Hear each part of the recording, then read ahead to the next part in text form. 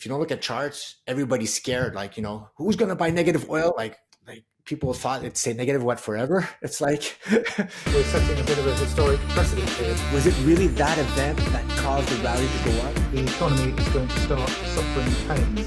That's going to be bonkers. It's Kevin Wadsworth and Patrick Karim. We're from NorthstarBadcharts.com, and this is Talking Trades. Welcome to the show. Patrick's got some killer charts for you today on gold and inflation and how silver reacts to that. What is really behind what's going on with the precious metals? Pat. I'm going to show you guys what gold actually tracks, right? Everybody says, oh, the US dollar is going up. Gold can't go anywhere. But there's periods in the 2000s where gold went up with the US dollar. And now people, oh, what's happening? The relationship's broken. And then, oh, gold can only go up if inflation's going up. And then inflation's going down and gold's going up. And when you have these biases, these narrative-driven biases, that because you hear it, and then you look at the actual evidence, and then it confuses you because now you have objective price evidence telling you something. Then you have narratives, and then you're totally lost, right? People, they like to trade narratives because that's what they hear. They feel good about it. And then the price is not behaving. They sell at the wrong moment, buy at the wrong moment. It's just terrible, guys. So what Kevin and I love doing, and I'll share my screen, is actually, okay, we have a thesis or we hear a narrative and we want to find out, okay, what's the evidence telling us? Like, what's actually gold correlated to? What is it tracking? Well, what I'm going to show you right now is pretty much one of the closest things I found that tracks gold. And here, that's pretty short term, but I'll zoom out, guys. I'll show you another one.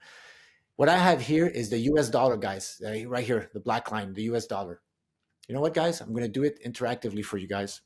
So here, what you're seeing is the US dollar adjusted for inflation, guys. It's top left, 1971, and goes down. There's bear market rallies, but over long periods of time, this is the purchasing power. It's the US dollar strength versus other currencies, what you're able to buy, import, whatever, but then adjusted for the US inflation.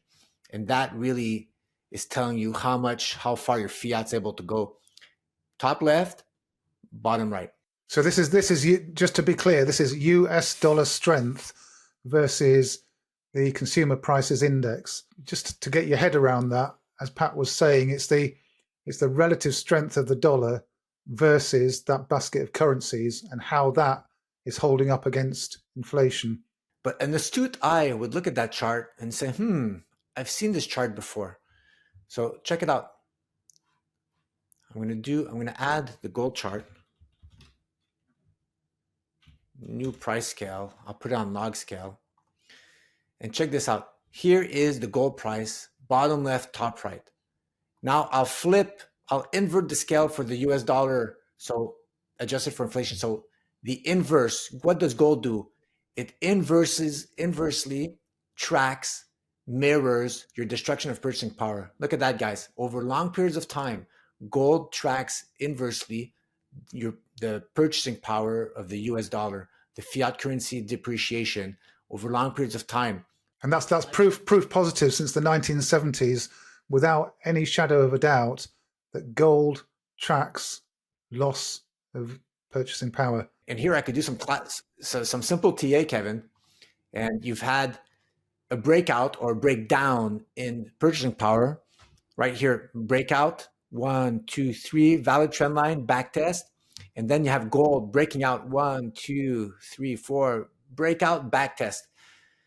So this should be a big eye-opener for anybody who's never seen this chart, because I've pushed it on Twitter, on our media, for our members on the website. Like we've sometimes I feel I'm showing it too much, but it's always worth reiterating that that's what gold does, guys. And look, it's a racial chart. There's sometimes the DXY, the US dollar, is going up, but adjusted, if there's more inflation than the US dollar strength versus other currencies, it offsets that chart, right? It's a racial chart. So that's why there's periods where gold can go up with the US dollar. So gold, what it's saying is that gold does best when the US dollar cannot keep up with CPI. The dollar strength cannot overpower CPI.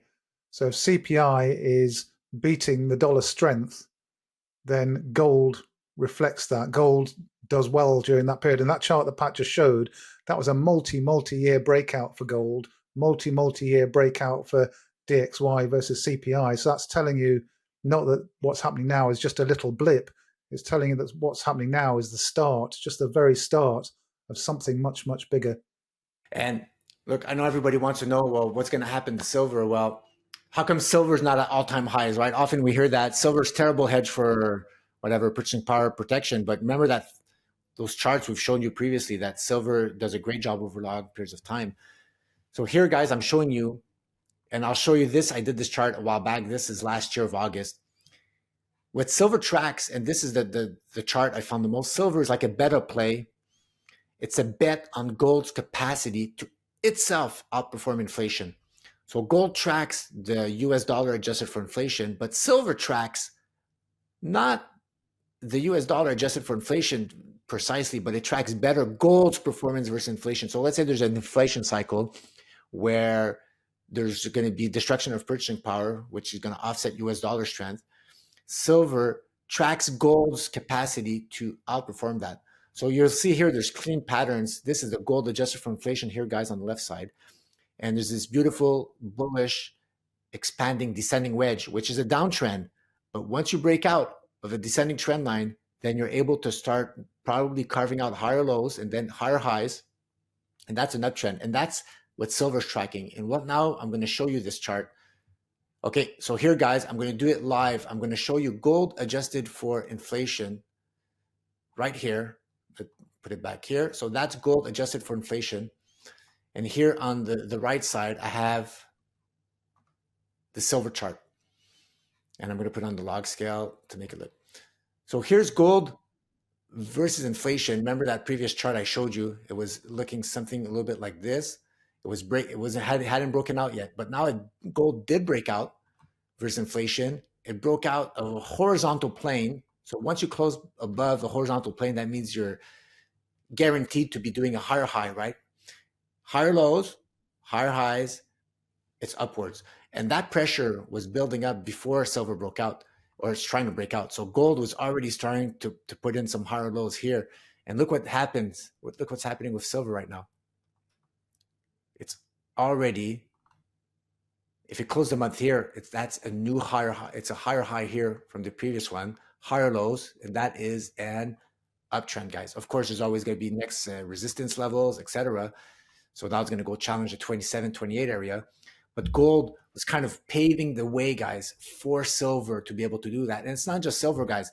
It's copper, it's oil, uranium. Like it's the whole basket, you know. They're all moving at different rhythm. Coffee is another one that's just started breaking out. Yeah, they're all pricing in this cycle of destruction of purchasing power. So as long as the US dollar keeps breaking down versus inflation, and then you get confirmation with the gold chart breaking on its own price chart, and get all these different commodities going up and down, creating higher lows. And then go back to Kevin's chart where the 10-year yields did a 40-year descending trend line paradigm shift breakout. And he didn't mention it, but it was a false breakdown to the bottom, right? Where everybody thought it was the end of the world.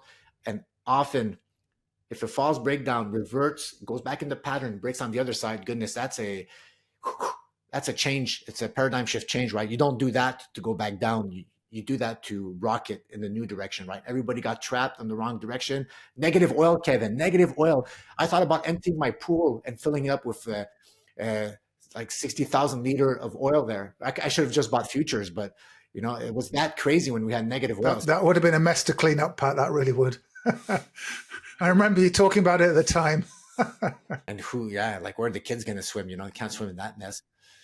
So, but it's hard because if you don't look at charts, everybody's scared. Like, you know, who's going to buy negative oil? Like people thought it'd say negative what forever. It's like, we don't think clearly when we hear the headline news, the doomsayers, all that. You can't think clearly. But when you have access to charts, you're one step ahead because you'll never live or trade in fear ever again.